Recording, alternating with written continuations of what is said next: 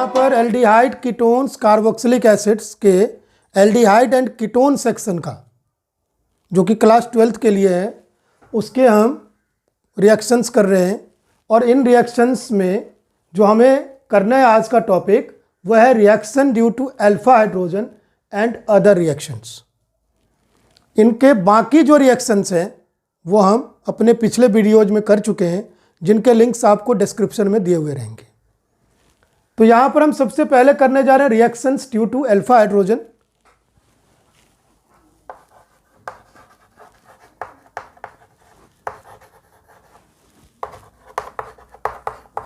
पहले तो यहाँ पर समझेंगे अल्फा हाइड्रोजन क्या चीज़ है।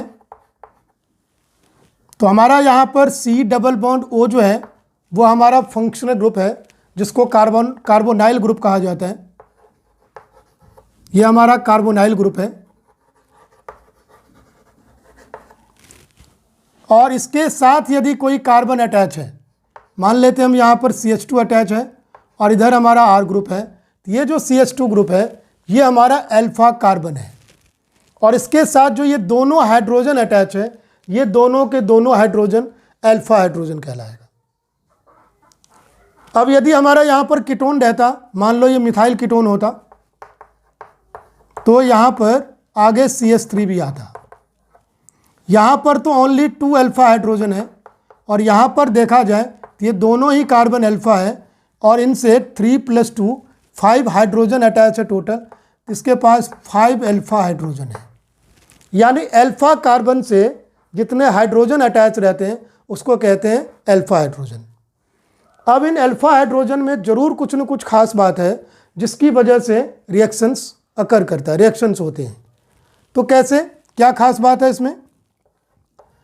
तो मैं यहाँ पर सिर्फ अल्फा हाइड्रोजन को दिखा रहा हूँ एक अलग से।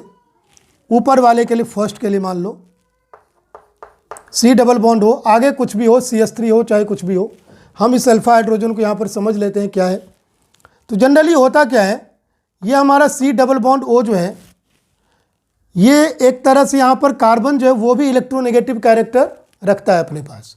तो इलेक्ट्रोनेगेटिव कैरेक्टर रखने की वजह से इस पर हमारा पॉजिटिव चार्ज रहेगा।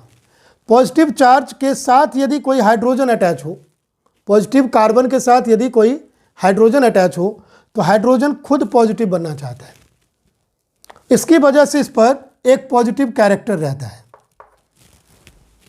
क्योंकि इस पर भी पॉजिटिव कैरेक्टर है। माइंड में रखेंगे, ये हमारा sp2 कार्बन है, हमेशा ध्यान में रखना है। जिसकी वजह से हमारा ये H लूज हो सकता है और आपने सुना होगा ये टॉटोमेरिज्म शो करता है। ये टॉटोमेरिज्म यहाँ पर शो कर सकता है। मान लीजिए हमारे पास इथेनॉल है, इथेनॉल का एक हाइड्रोजन मैं नीचे दिखा रहा हूँ अल्फा हाइड्रोजन, ये हमारा लूज हो जाता है और ये कन्वर्ट हो जाता है CH2 डबल बॉन्ड C, ये H हमारा यहाँ पर पहुँच जाता है OH बन के, यानी ये इनॉल बन जाता है। इसको कहते हैं एल्डो इनॉल या कीटो इनॉल टॉटोमेरिज्म। क्योंकि हमारा यहाँ पर ये एल्डिहाइडिक ग्रुप है तो एल्डो ग्रुप हो गया और ये ऑल ग्रुप हुआ, अल्कोहल है। इसमें हमारा डबल बॉन्ड के साथ वाले कार्बन पर OH आ रहा है, इसलिए इनॉल हो गया। तो कीटो इनॉल या एल्डो इनॉल की बनती है यहाँ पर टॉटोमेरिज्म। और दोनों आइसोमर्स, दोनों एक दूसरे का आइसोमर्स है और यहाँ पर फंक्शनल आइसोमर है, इक्विलिब्रियम पर एग्जिस्ट करते हैं। तो ये किसकी वजह से है? अल्फा हाइड्रोजन की वजह से। तो ये हमेशा टॉटोमेरिज्म में जाना चाहता है, H+ लूज होकर वहाँ पहुँचना चाहता है। लेकिन इसको कोई बेस हम मान लेते हैं, हमारे पास कुछ भी है, BH है, सॉरी B- है, B- ओनली ले लेते हैं समझने के लिए। ये इस H पर अटैक कर सकता है और इसमें से BH बना सकता है। तो यदि इसने BH बना दिया तो बाकी हमारा क्या बचेगा? बाकी हमारा बच जाएगा RCH, इस पर माइनस चार्ज, और इधर C डबल बॉन्ड हो।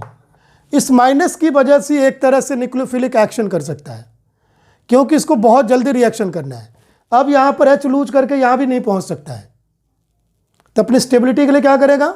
ये रिएक्शन करेगा आगे, और यहाँ पर ये क्लियरली हमारा रेजोनेंस दिखाएगा। इस रेजोनेंस की वजह से आगे रिएक्शन होगा। तो हम यहाँ पर समझ लें रिएक्शन होता कैसे है अल्फा एच में। हम देखेंगे अल्फा एच की वजह से जो रिएक्शन होता है उसमें एक हमारा है एल्डोल कंडेंसेशन।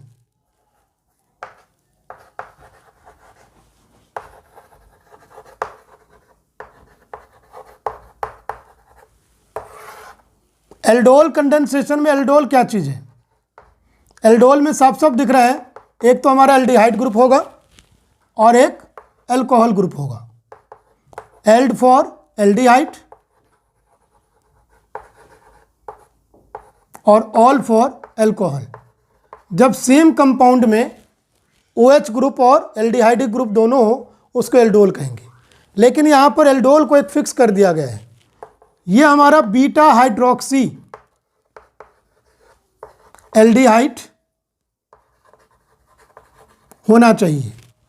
यदि हमारा कीटोन है तो उसको हम कीटोल कह सकते हैं। ये हमारा हो जाएगा बीटा हाइड्रोक्सी कीटोन,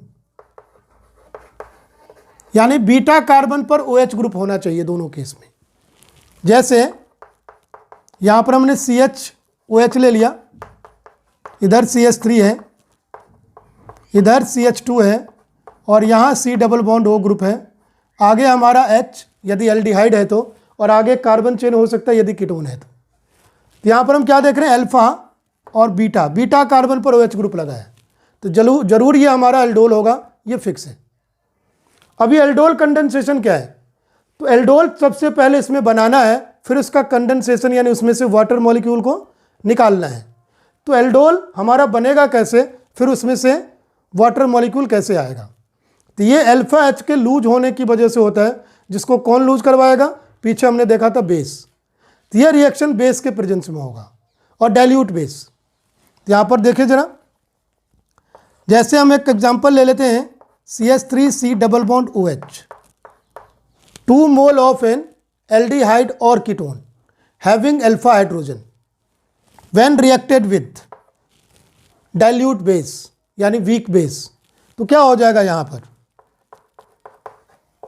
दूसरे में हम अल्फा एच को अलग से दिखा देते हैं एक को। मैं यहाँ पर प्रोडक्ट लिखने का आपको ट्रिक बताऊंगा। यहाँ पर हमें डाइल्यूट अल्कली लेना है, जो हमारा NaOH वगैरह हो सकता है या KOH हो सकता है। तो ये O क्या करेगा? इस H प्लस को, हमने पीछे देखा था H प्लस, इसमें प्लस कैरेक्टर होता है, तो H प्लस को एक्सेप्ट कर लेगा। तो इस पर जो ये माइनस चार्ज आएगा वो क्या होगा? यहाँ पर ऐड हो जाएगा, क्योंकि ये खुद प्लस है और ये माइनस है। तो देखिए अब क्या बन जाएगा प्रोडक्ट हमारा? CH3C, यहाँ तो O के साथ H आ गया और ये CH है, CH के साथ ये पूरा कार्बन चेन आ जाएगा अब, क्योंकि ऐड होगा तो अपने साथ इसको भी ऐड करेगा। CH2C double bond OH। इस तरह से हमारा बन जाता है एक प्रोडक्ट हमारा एल्डोल। यहाँ पर आप देखेंगे अल्फा कार्बन और ये बीटा कार्बन, बीटा पर OH ग्रुप लगा हुआ है। इसका प्रोडक्ट हमारा ये आ गया। अब यदि हम इसको हीट करते हैं तो क्या बनेगा हमारा प्रोडक्ट? यहाँ से OH और यहाँ से अल्फा कार्बन से दोबारा एक H लूज हो जाएगा, तो हमारा प्रोडक्ट आ जाता है CH3 यहाँ बचेगा और यहाँ CH बचेगा, क्योंकि OH लूज हो जाता है, एक बॉन्ड है, एक बॉन्ड और आ जाएगा, क्योंकि अगले अल्फा कार्बन से H को लूज करना है, तो CH आ गया। आगे फिर C डबल बॉन्ड OH। तो आप देखेंगे अल्फा कार्बन के साथ अब डबल बॉन्ड आ जाता है, तो हमारा आ जाएगा यहाँ पर अल्फा, एक तरह से इनल देखा जाए, अल्फा कार्बन के साथ इन आएगा, आगे एल्डिहाइड ग्रुप। हम एक और एग्जांपल लेने जा रहे हैं। जैसे हमारे पास एक कीटोन है एसीटोन, इसके भी हमें 2 मोल्स लेने हैं। तो हम एक अल्फा एच को, दोनों आइडेंटिकल टाइप का है, किसी एक अल्फा एच का हम यूज कर सकते हैं। रिएक्शन होगा डाइल्यूट अल्कली में, तो क्या होने वाला है? ये जो O है इस H को ले लेगा, क्योंकि इस H के पास पॉजिटिव चार्ज है, ये हमारा नेगेटिव, ये प्लस और ये माइनस। इस तरह से हमारा प्रोडक्ट क्या बनने वाला है? CH3 O के साथ H आ जाएगा, COH, आगे फिर CH3 है। अब इसमें ये पूरा पूरा कार्बन चेन यहाँ से ऐड होने अल्फा कार्बन से, CH2, ये CH2 बचा, आगे फिर C double bond O, CH3।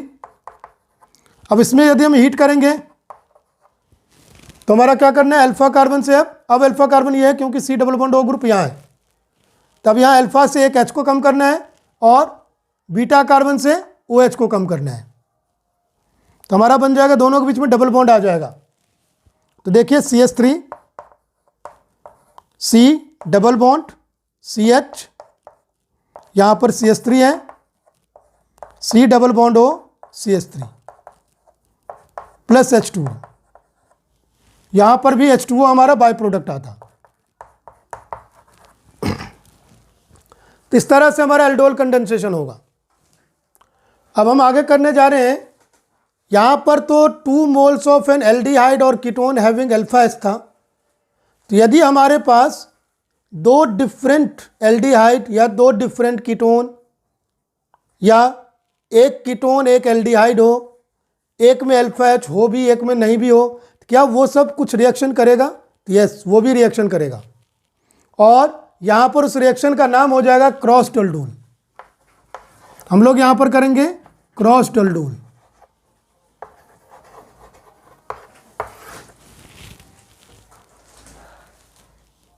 दिख रहा है? तो यहां पर हम करेंगे क्रॉस टल्डोल। क्रॉस टल्डोल में क्या करना है, 2 डिफरेंट एल्डिहाइड, ध्यान रखना है 2 डिफरेंट एल्डिहाइड ले सकते हैं, उसी तरह से 2 डिफरेंट कीटोन्स ले सकते हैं, 1 एल्डिहाइड एंड 1 कीटोन कर सकते हैं,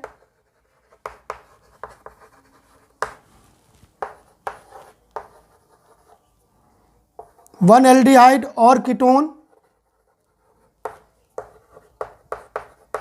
विद अल्फा एच और विदाउट अल्फा एच, ये भी हो सकता है,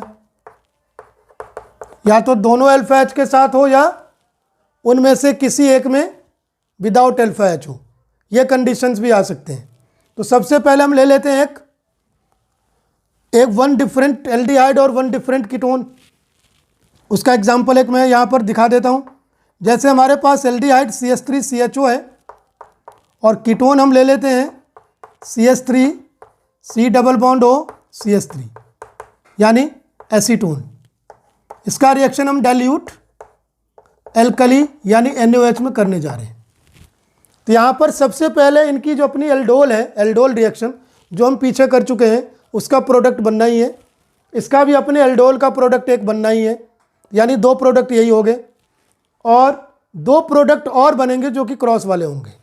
एक बार ये जो है इसके अल्फा एच को एक्सेप्ट करके एल्डोल बनाएगा, और अगली बार ये जो है वो इसके अल्फा एच को, एल्डिहाइड के अल्फा एच को एक्सेप्ट करके एल्डोल बनाएगा। तो मैं यहाँ पर क्रॉस प्रोडक्ट आपको दिखा रहा हूँ। तो देखिए क्रॉस प्रोडक्ट क्या क्या आएगा। यदि ये इसके अल्फा एच को लेता है पहले केस में, तो बनेगा हमारा प्रोडक्ट एक CH3CH, यहाँ ये OH बन गया और ये CH2CO CH3 बन के ऐड हो जाएगा। रिएक्शन बिल्कुल उसी तरह से प्रोसीड कर रहा है जैसे हमारा एल्डोल था।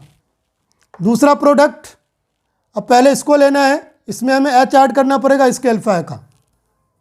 हम यहाँ से ले लेते हैं, इसका अल्फा एच ये एक्सेप्ट कर रहा है, तो क्या बन जाएगा CH3CO, इधर CH3 है, O में ऐड हो गया H और इस कार्बन चेन में ऐड हो जाएगा CH2CHO, तो ये CH2 बन के ऐड हो गया। अब यदि हम इसका हीटिंग करते हैं तो 2 हमारा कंडेंसेशन प्रोडक्ट भी बनेगा यहाँ पर। तो देखिए पहला कंडेंसेशन प्रोडक्ट हमारा OH यहाँ से लूज होगा, H यहाँ से, क्योंकि अभी अल्फा कार्बन है तो अल्फा हाइड्रोजन निकलेगा, CH3CH डबल बॉन्ड, ये अब CH बचेगा, COCH3, और इसका प्रोडक्ट हमारा OH यहाँ से और H को यहाँ से निकालना है,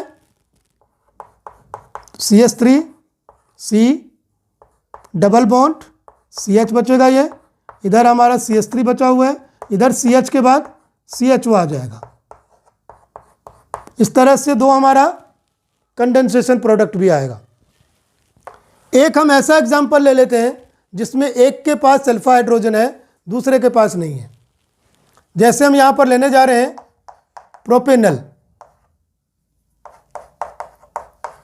इसमें हमारे पास अल्फा हाइड्रोजन है प्रेजेंट। दूसरा हम लेने जा रहे हैं बेंजल्डिहाइड,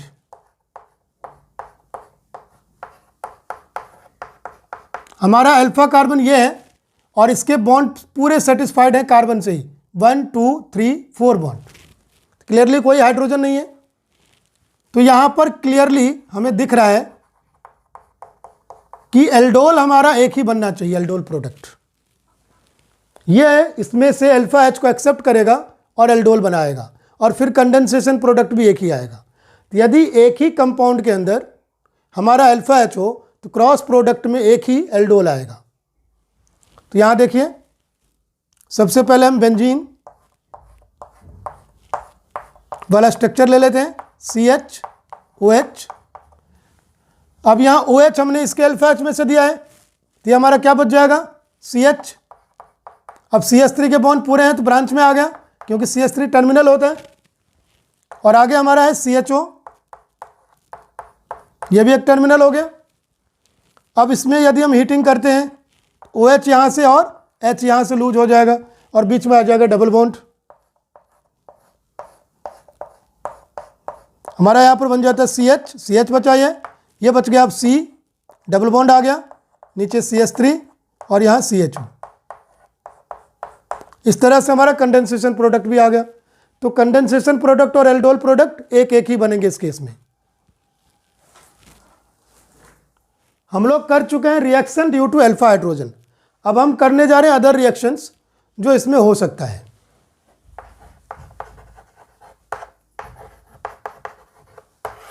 अदर रिएक्शंस में सबसे पहले हमारा आ जाएगा कैनिजारो रिएक्शन।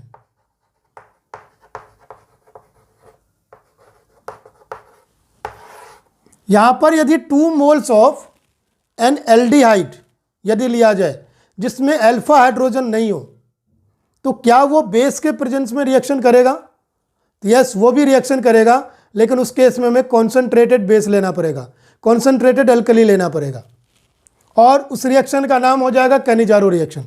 बहुत ही इंपॉर्टेंट नेम रिएक्शन है ये, टेस्ट के लिए, एग्जाम के लिए, मेंस के लिए, सबके लिए। तो देखिए जरा, 2 moles of an aldehyde without alpha H, only aldehyde होना चाहिए। अब क्यों होना चाहिए, आगे प्रोडक्ट में आपको पता चल जाएगा, प्रोडक्ट के बेसिस पर। यहां पर हमने NaOH ले लिया, NaOH कॉन्सेंट्रेटेड, यानी हम यहां पर इसको भी 2 मोल मान के चल रहे हैं, यानी हमारा ये कॉन्सेंट्रेटेड है। इसके प्रेजेंस में हमने हीट किया, तो यहाँ प्रोडक्ट भी 2 आएंगे जैसे कि एल्डोल में आता था, लेकिन एक प्रोडक्ट हमारा ऑक्सीडेशन प्रोडक्ट होगा और एक होगा रिडक्शन प्रोडक्ट। तो यदि हम एल्डिहाइड को रिड्यूस करते हैं तो क्लियरली है 1 डिग्री अल्कोहल में कन्वर्ट होगा, CHO ग्रुप जो हमारा है CH2OH बन जाएगा। इस बात को ध्यान में रखना है। और दूसरा प्रोडक्ट हमारा इसका सॉल्ट बन जाएगा कार्बोक्सिलिक एसिड का, एल्डिहाइड के करस्पॉन्डिंग कार्बोक्सिलिक एसिड का NaOH के साथ बना हुआ सॉल्ट बन जाएगा एक।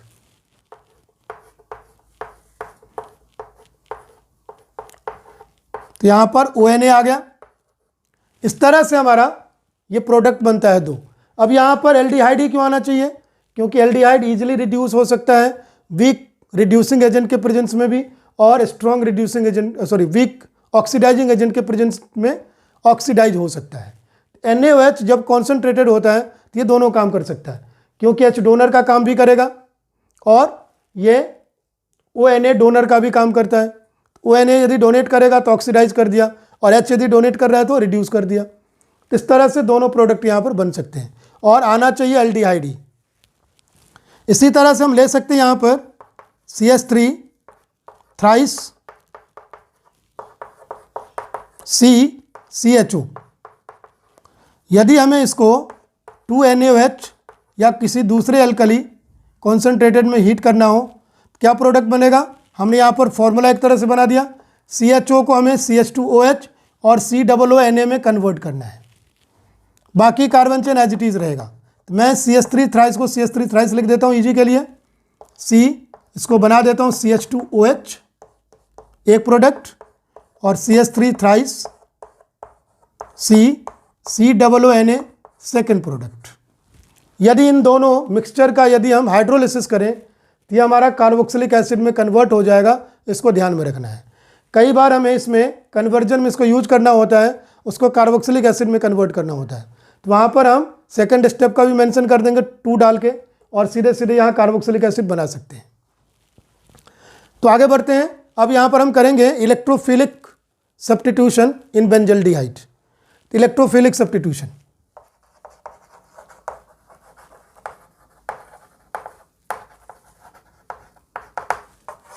इलेक्ट्रोफिलिक सब्स्टिट्यूशन यदि बेंजल्डिहाइड में करेंगे हम, तो बेंजल्डिहाइड में हमारा CHO जो है वो -R इफेक्ट दिखाएगा।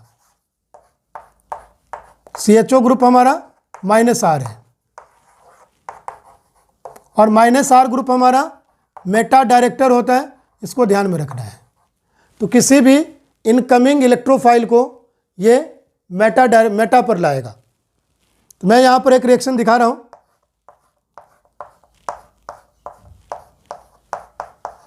यदि हमने इसका नाइट्रेशन कर दिया H2SO4 और HNO3 दोनों हमारा कॉन्क होगा, तो क्लियरली मेटा पर नाइट्रो ग्रुप लग जाएगा। मेटा यानी थर्ड पोजीशन 1 2 3, यहाँ NO2 आ गया। मेटा नाइट्रो बेंजल्डिहाइड या 3 नाइट्रो बेंजल्डिहाइड हमारा प्रिपेयर हो गया, यानी हमारे मेटा डायरेक्टर होता है, ध्यान रखेंगे। इसी तरह से ब्रोमिनेशन करेंगे, रिएजेंट सेम रहेगा, ओनली हमारा मेटा पर Br आना है। इस तरह से इसमें हमारा इलेक्ट्रोफिलिक सब्स्टिट्यूशन हो जाएगा।